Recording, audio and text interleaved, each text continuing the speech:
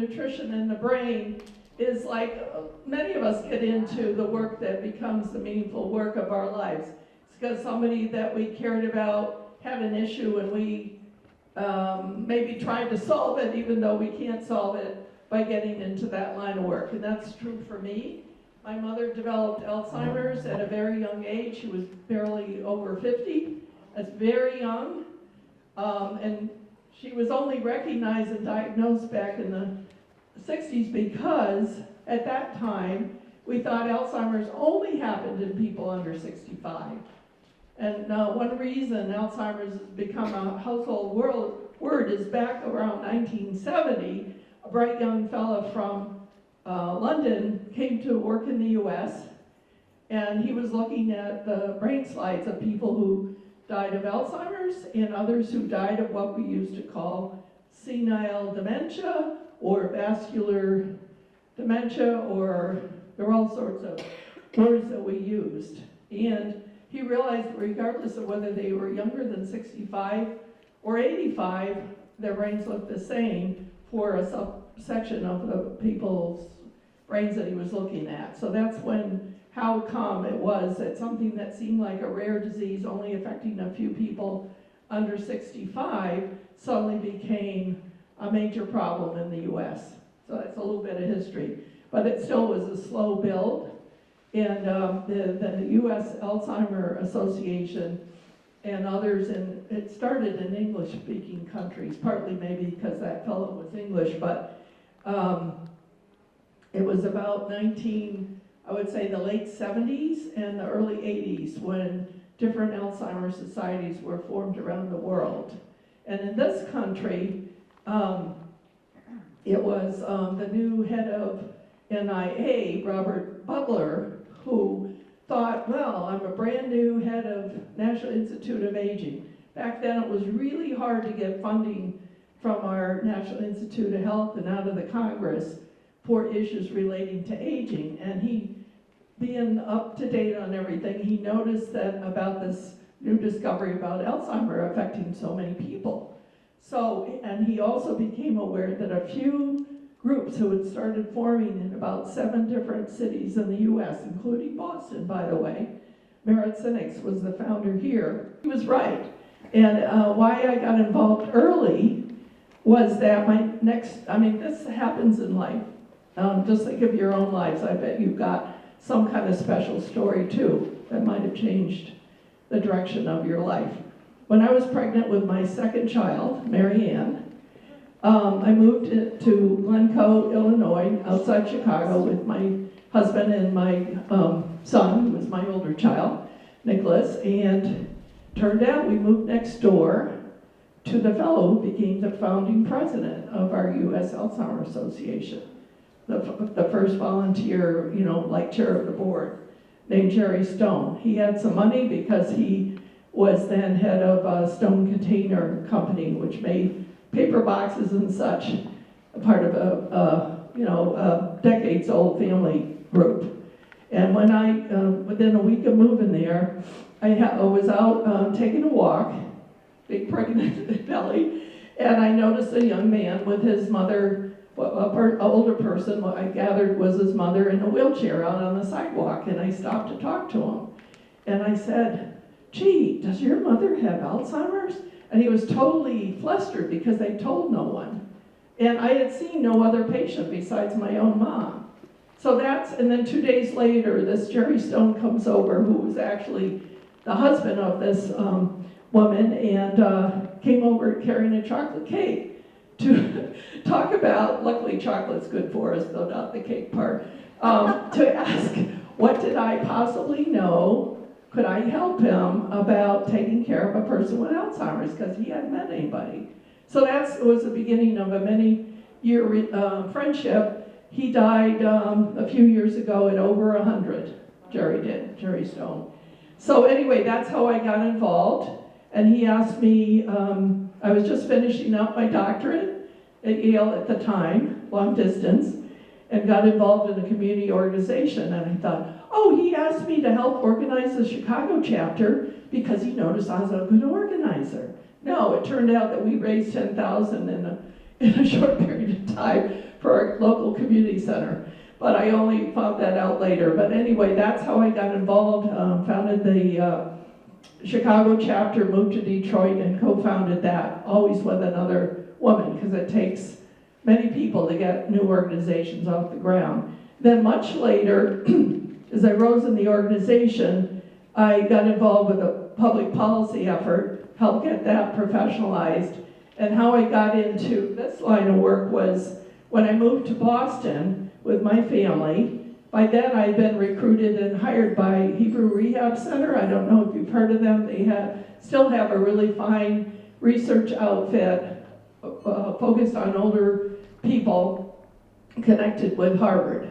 And my first area of work was actually working with diverse populations. I wanted African Americans and Chinese Americans, every ethnic group, to have the kind of family support groups and other services that the white community did. And then along the way, because of my connections in DC, I was asked to do a study to see if dance movement therapy would help people with Alzheimer's. Remember back then, we hardly had any way to help patients. And the medications at that time, until just the last year, were the only meds that we had for over 20 years, Aricept and the like. But anyway, we showed that dance movement therapy helped reduce anxiety.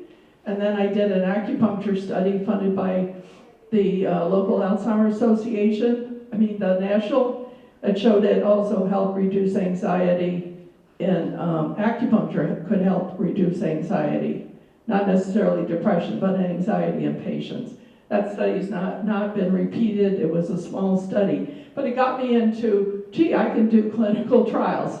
Then, as often happens in the research world, some people get ideas that make sense to them, but maybe not to too many other people at the time. But I had some really good colleagues, Lottie Walliser and then Antonio Martin, who was at Tufts from Spain.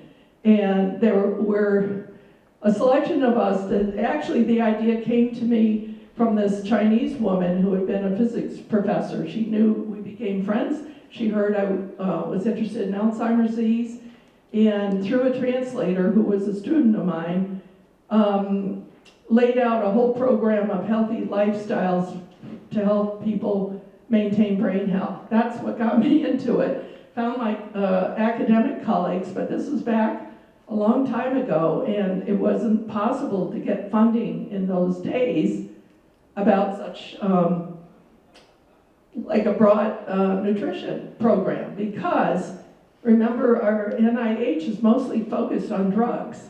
That's the way our country works. And it's other countries, as you'll be hearing about, that did the first studies to look at healthy lifestyle to reduce risk of Alzheimer's and other brain diseases. Because it has to do with how healthcare is financed in this country.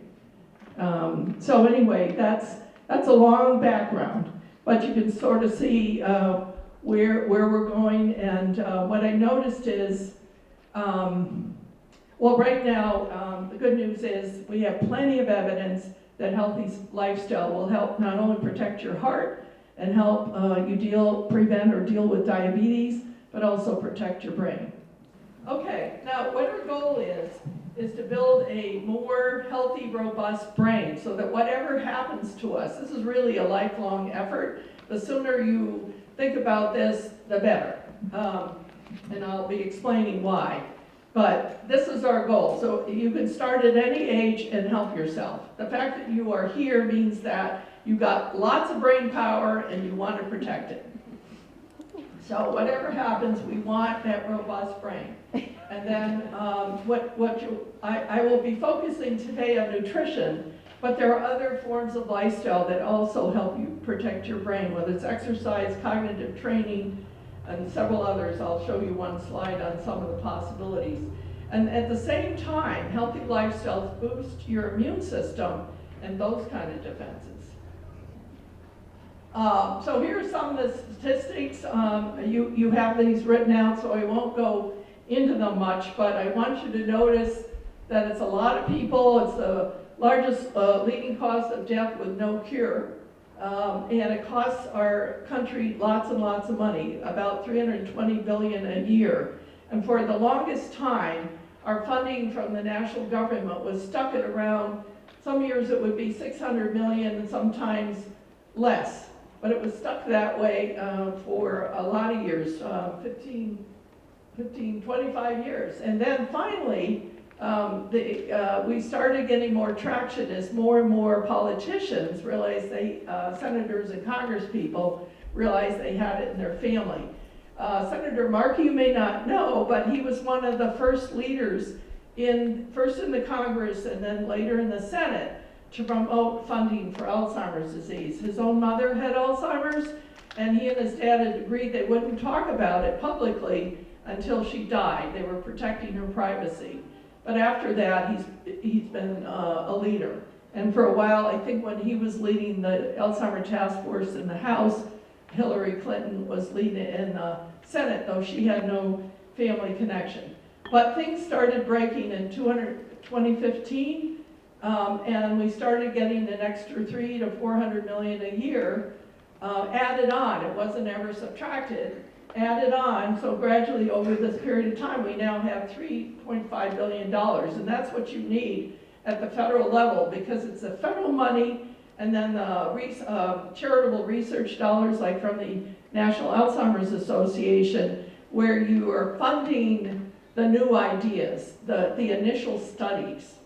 The drug companies only fund something if there's already a lot of possible evidence out there that it might work, because they're investing even bigger dollars, and they don't like to do it if there's a risk of failure. Of course, they've been failing for 20 years, and actually some drug companies dropped out of the race because of the high expense. So if you're wondering how research, it doesn't matter whether you're talking cancer, heart disease, diabetes. This is the way the research operation works. It's our universities, it's our national government, our state governments, sometimes they're putting money into this, and then your charitable foundations.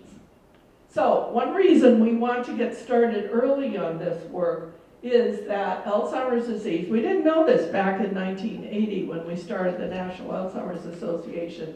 We didn't know it would take 2 or 3 decades to develop. All we knew at that time was if a person had certain symptoms that kept getting worse, and then when they died, you looked at their brain and they had what we called plaques and tangles, then you called it Alzheimer's. We had no idea until, I think it was about 10 years ago, that it's a very long trajectory. And that's scary, meaning that any of us right here in this room could have it going on. But on the good side is, hey, that gives us more years to try to prevent it or slow down the progression so we never get to the dementia stage. So these are the terms that are used. Pre-symptomatic is nobody would know but we're working on ways to take blood samples and spinal samples and MRIs and PET scans of your brain to see the pathology, okay? And we can do that, and we're perfecting those techniques. We do not have right now a blood test that is definitive that say your internists could use, but this is going to happen soon. There are things that are being used in research that are not yet available. If you're wondering how do they track whether a drug works or not, for years and years it was all based on cognitive testing. Even the cognitive testing has greatly progressed. We're doing a lot more.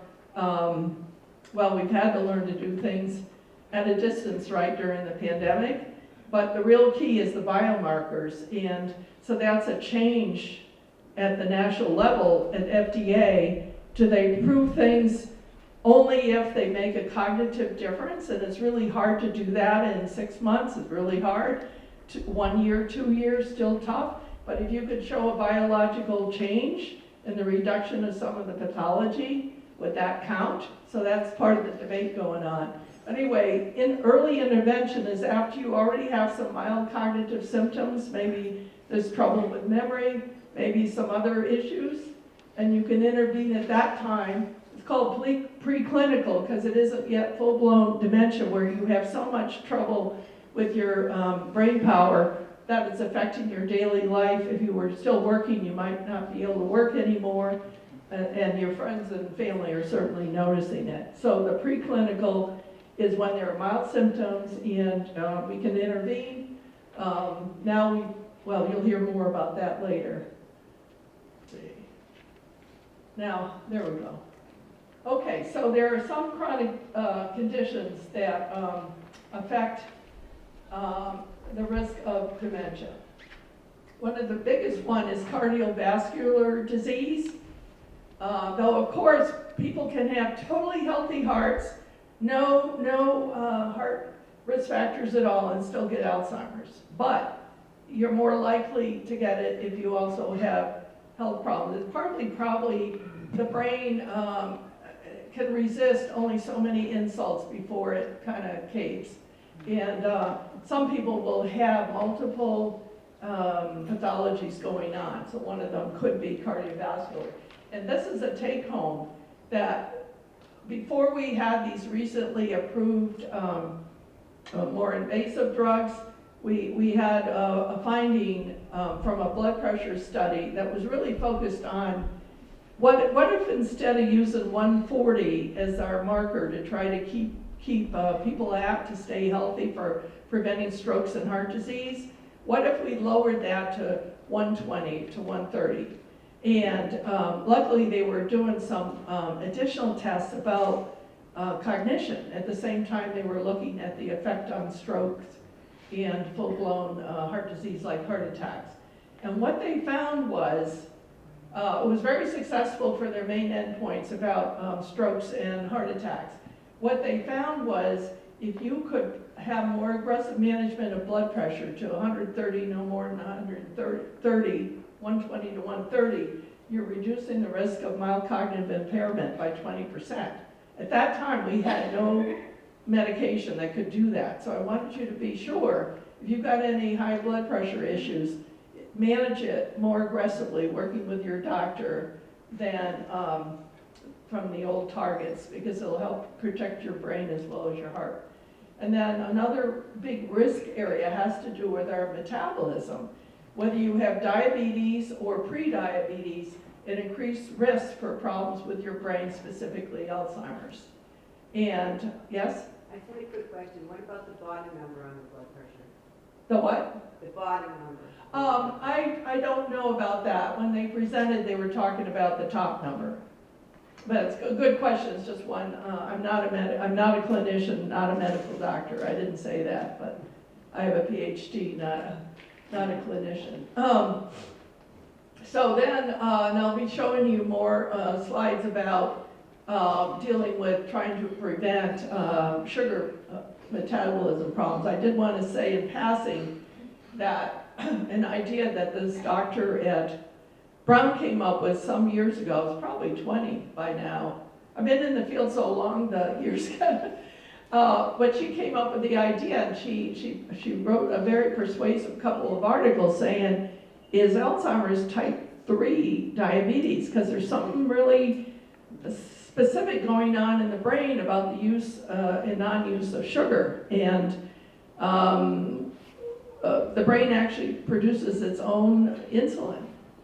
And the more what her theory was, that the more you overload the brain with too much sugar and too much other things that interrupt the slow, steady use of sugar by the brain, which is its main source of energy, that you can interrupt and start basically damaging the brain.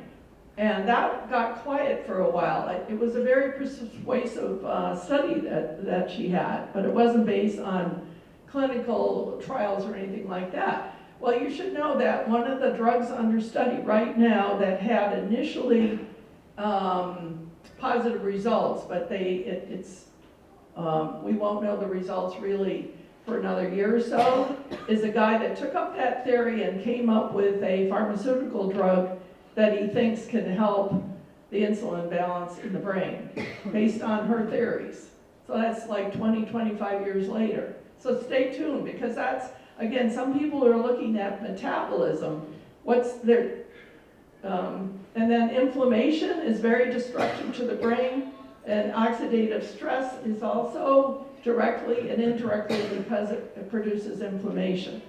The main other takeaway is that Alzheimer's is a very, very complex illness. The longer we go on with research, the more factors we discover. So many different things going wrong with the energy system, with the immune system. Some people are looking as Alzheimer's an autoimmune disease. That's quieted down recently, but that's being explored. Is it to do with the energy metabolism in the brain? So each of these areas is an area as a target for an intervention, okay? And the beauty of healthy lifestyle is it can do multiple things. I mean, we're still finding out why it helps, but part of it is that healthy, whether it's exercise or nutrition or good sleep, keeping your gut healthy, it helps multiple ways. So for all we know, it's attacking, let's say there were 20 factors, it might be attacking 10 of them or more. I'm just making up those numbers. These are some of the other, just at a glance, other areas of healthy exercise that's going on. I will share the results of the finger trial.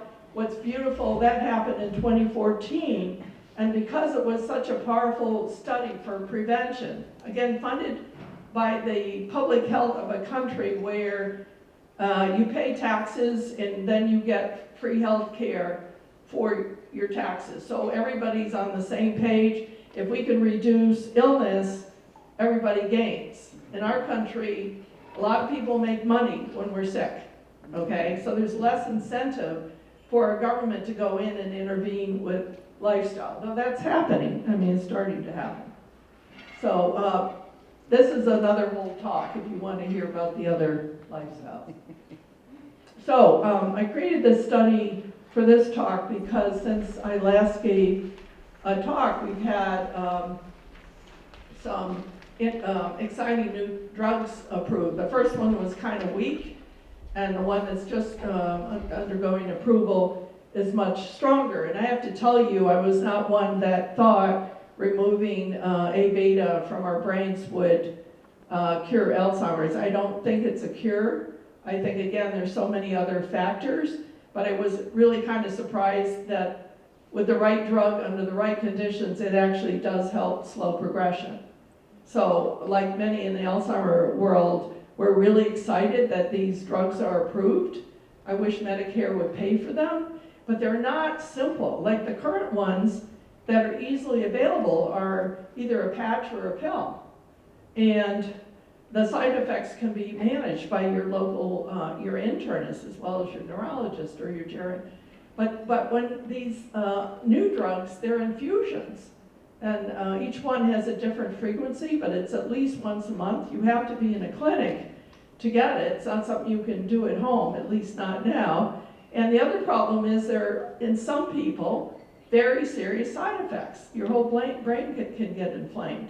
So now, doing clinical trials around the world, the country, there are all these safety panels and people watching every patient, doing tests to make sure they're not having one of these side effects. And if they do, they find it out quickly and take care of it. So you have they claim that nobody has actually died directly from the current drug that's being approved.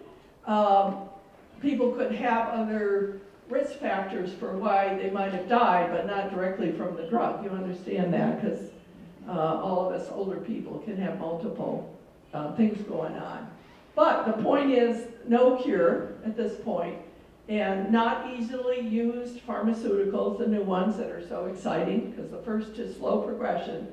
But as I said, AD is a very complex illness, multiple pathology, takes 30 years to develop. Would you want to be on something like an infusion for 30 years? I don't think so. Nobody could afford it. Right now it's $50,000 a year, I think. Anyway, I wanted you to be aware what the latest thinking is, that down the road, we're going to have combination therapies, just like the AIDS helped us understand. Sometimes it's not one drug, it's a multiple or a cocktail. That's become a popular idea in medicine. And so a lot of people are saying it's going to be both meds and lifestyle. And the lifestyle may be the most important for prevention and early intervention because they're safe. They help you in multiple ways. And the other aspect is personalized medicine. What works for you might not work for you or you, because we all have a little bit of different genetics. We have different current lifestyles. Like if I'm already exercising but eating lousy, well, keep up the exercise but eat better.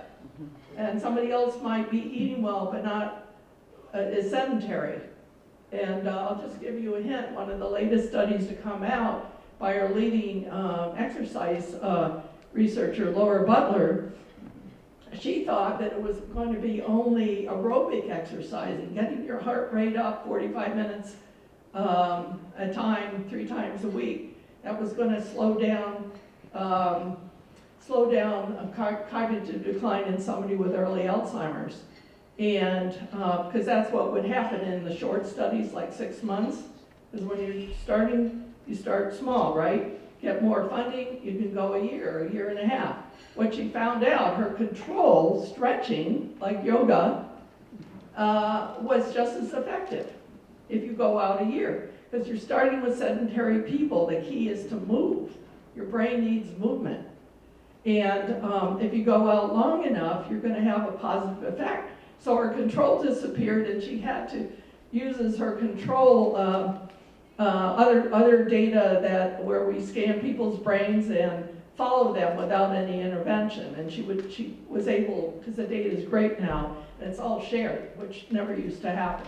40 years ago, everybody was, very keeping all their data private. But anyway, she was able to show that either form of exercise would slow down the progressive of Alzheimer's. And that's a lot less scary than these new pharmaceuticals. So, but maybe you need both. For Alzheimer's is a tough disease. Okay, so why am I focusing on brain foods? It's just a piece of the puzzle, but by itself, first of all, it's fun and delicious, and it's a part of the puzzle, and it's intrigued me. And what we right now think that just even better foods alone could delay the onset of Alzheimer's by 5 years. If we did that, we'd cut the incidence, the number of people in half. And maybe we could do that with exercise by itself and with some of these other healthy lifestyle. And then by itself, it can help slow progressive of cognitive impairment for people who are just in that preclinical or mild cognitive impairment stage, and also early AD. And then we're improving the overall health and quality of life. And if the caregivers are doing the same as the person living with Alzheimer's, well, maybe they're helping themselves and the rest of the family too.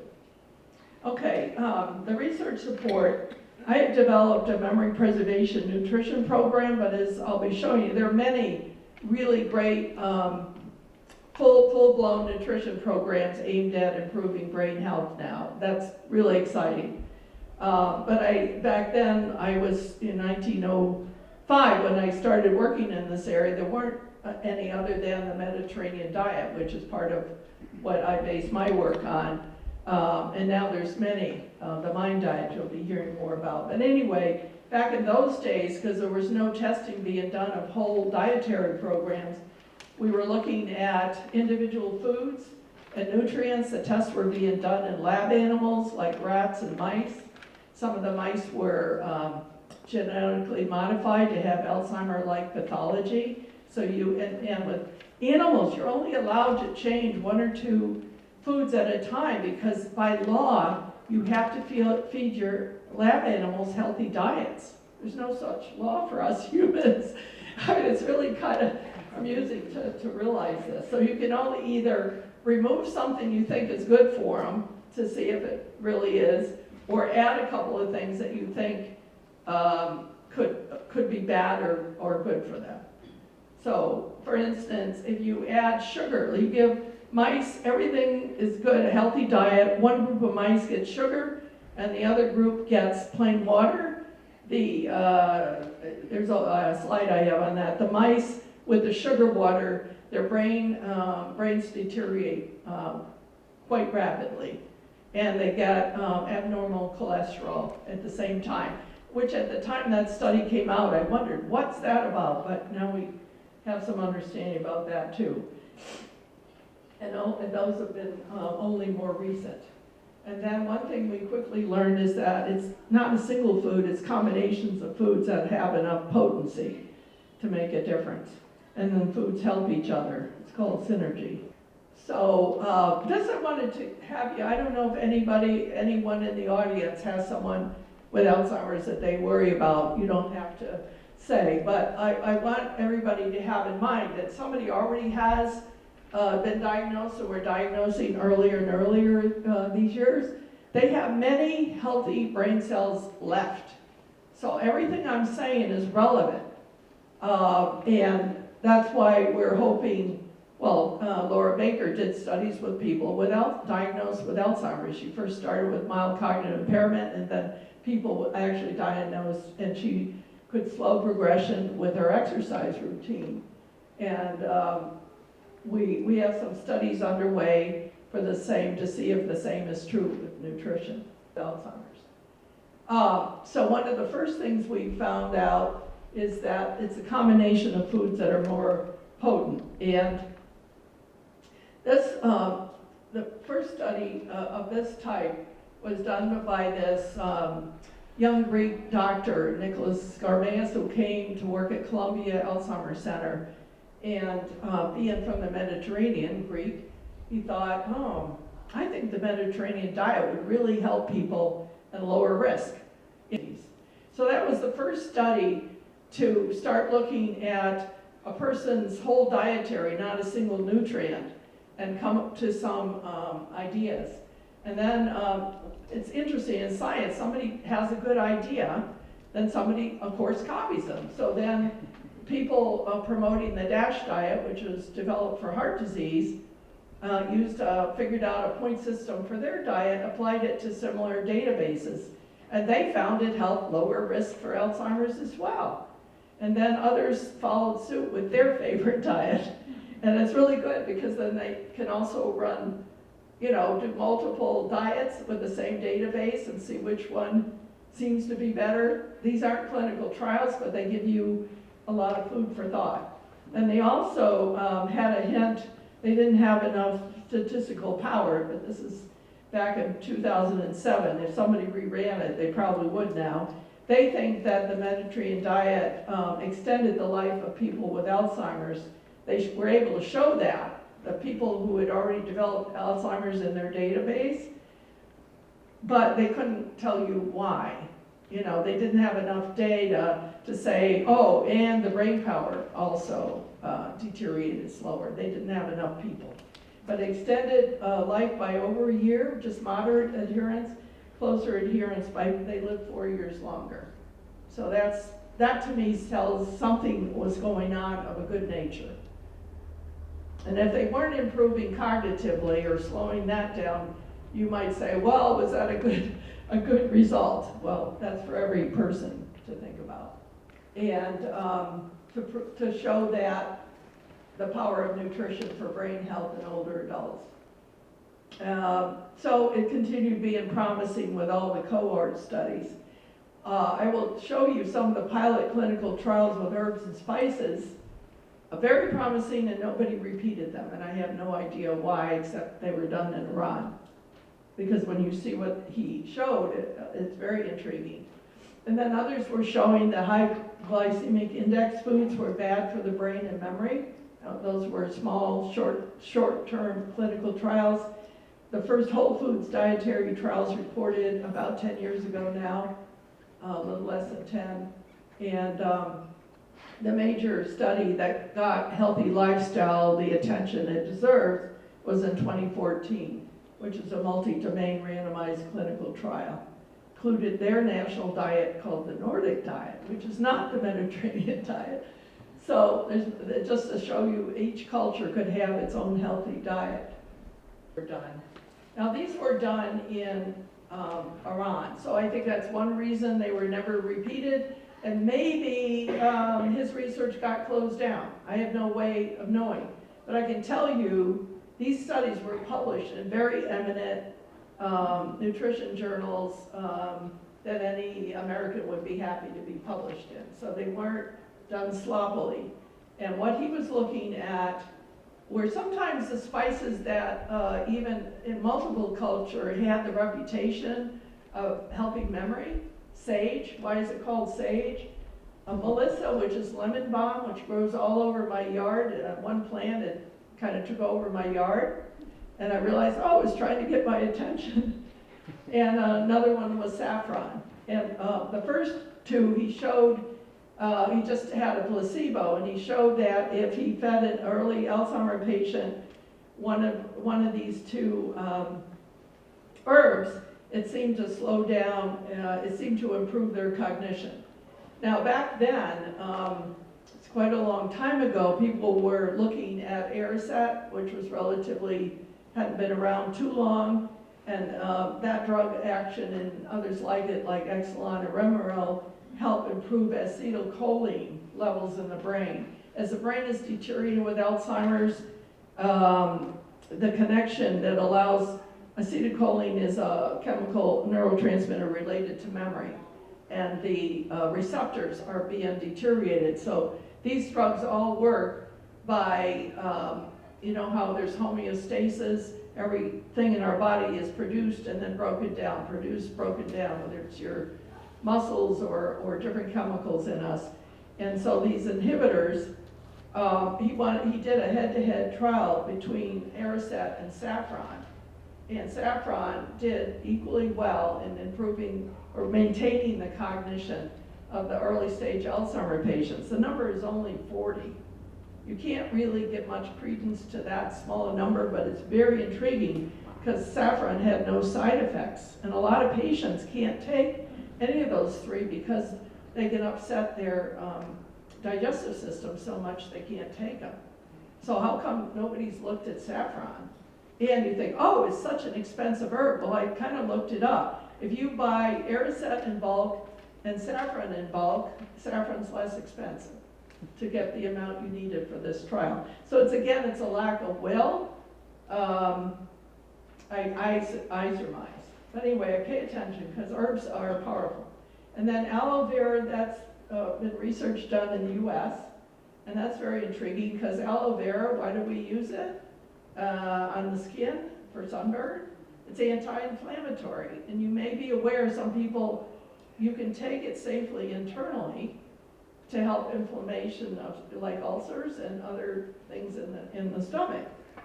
So some of these researchers in Miami found that it seems to get into past the blood-brain barrier. Again, that was a study, gosh, 10 years ago. So where did they run into roadblocks getting funding? Why haven't we heard more? But they were all, as I said, very small trials. And then there are other studies, sometimes with mice, sometimes with humans, showing the multiple brain benefits of cinnamon, cloves, nutmeg, lots of the spices that we like because they're have really strong taste. They actually are high in antioxidants and often anti-inflammatory. Some of them help control your blood sugar, like cinnamon, and others help you with, lots of people I know use turmeric instead of ibuprofen.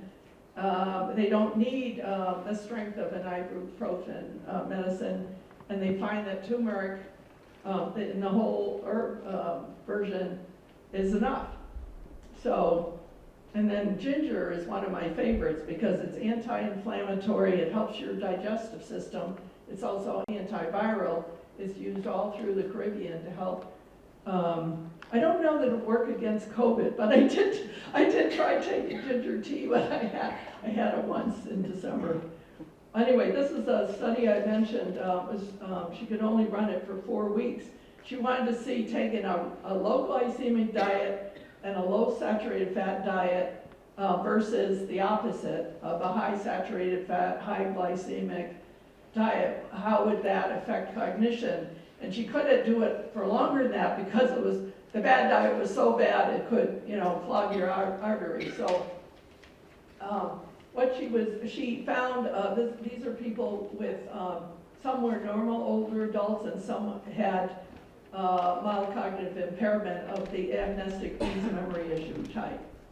Again, this is 10 years ago, and so she showed with this very sensitive memory test that she had that in a month's time you could see the difference, and that she was taking levels of A beta in the spinal fluids. The bad diet increased the amount of A beta. She could see by what's in the fluid, what's going on in the brain. It increased the amount of this problem protein in the brain in the bad diet and decreased it in the good diet. So the first gold standard randomized trial to prove that a healthier diet all by itself improves thinking and memory was done in Spain. In Spain, their target was really cardiovascular health. They took many thousands of people who had one or more risk factors for heart disease, but had yet to have their first heart attack or stroke. They wanted to see if by modestly improving their diet in the Mediterranean diet direction, this is Spain, but a lot of people like Americans were eating poorly, had fallen off of their traditional diets.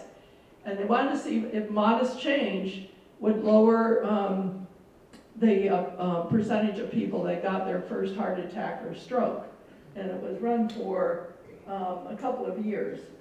And luckily, the guy running the study, after he organized this, I think it was 7,500 people, it was a large, 7,500 people. He took 500 people. He wished he had thought of it right at the beginning, but he didn't. He saw all these other studies starting to be done in other parts of Europe, including the Finnish study. He wanted to look at, well, would the same diet help people's cognition? So all he had to do was add a set of same main endpoints of improving heart disease, but he added some cognitive testing. And what he found out was that, yes, it would improve your memory and executive function. And how he did this is very intriguing, but again, other people have copied them. If you want to change let's say you wanted to change what your mother or your daughter was eating, what is one of the easiest way to entice them to eat something they already kind of like, but might not be going out to buy, might be expensive? What would you do to help them maybe make some changes? Free food.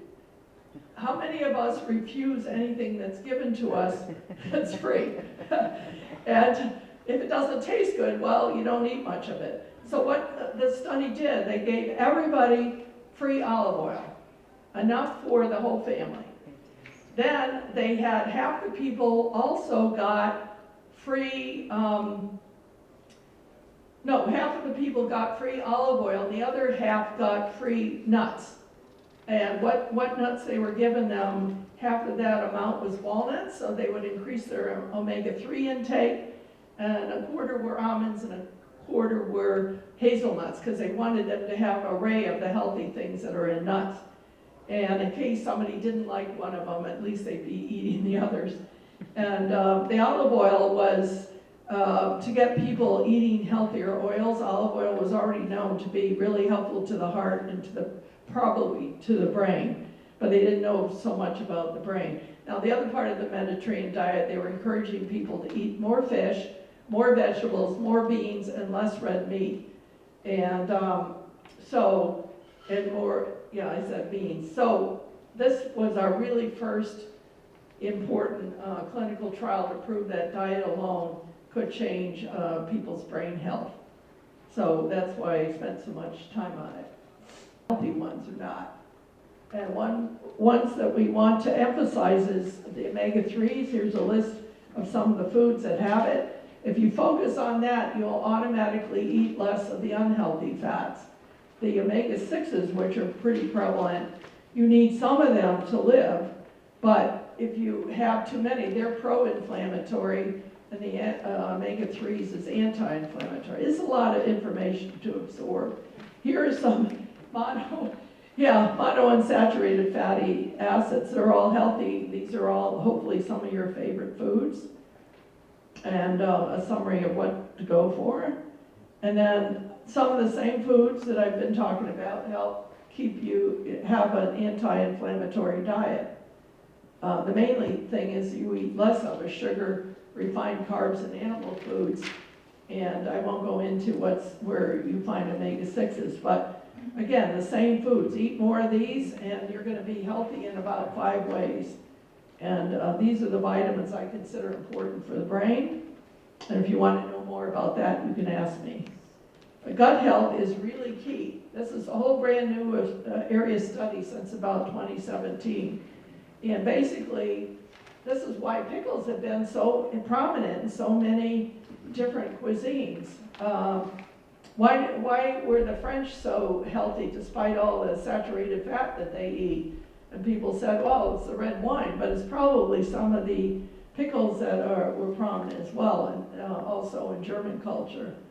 And each culture has its array of pickles. And if you look at the Japanese, if you go to Japan, eat a traditional Japanese diet, you're eating fermented foods, about 4 or 5 at every meal of your 3 meals.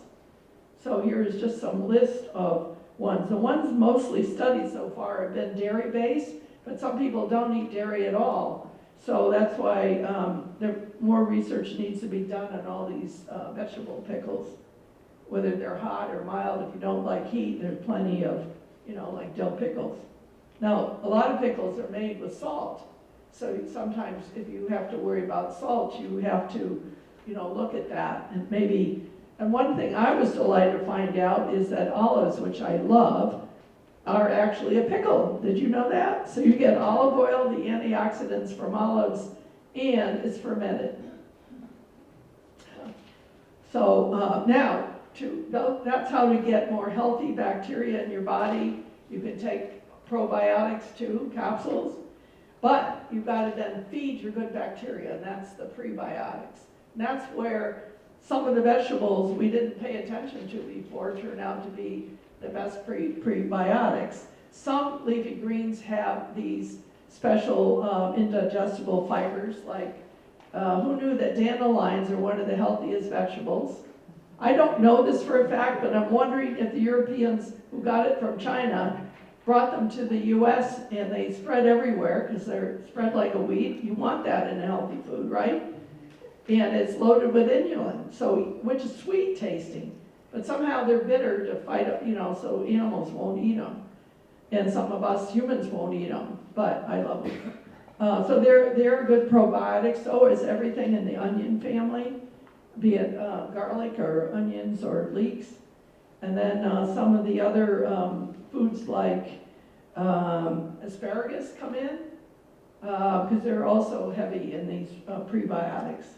They help your good bacteria expand and kill off the bad bacteria. So again, our friends of beans and lentils, leafy greens, the root vegetables that some people weren't sure of.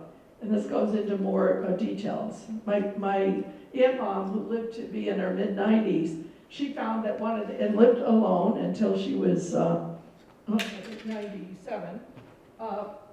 One food she found was really easy to make was to take a green like escarole, cook it, which is really fast to cook, add a can of beans that she'd rinse to get the salt out, and she would eat that. That would be enough for a couple of meals. Really easy. Took her like 10 minutes.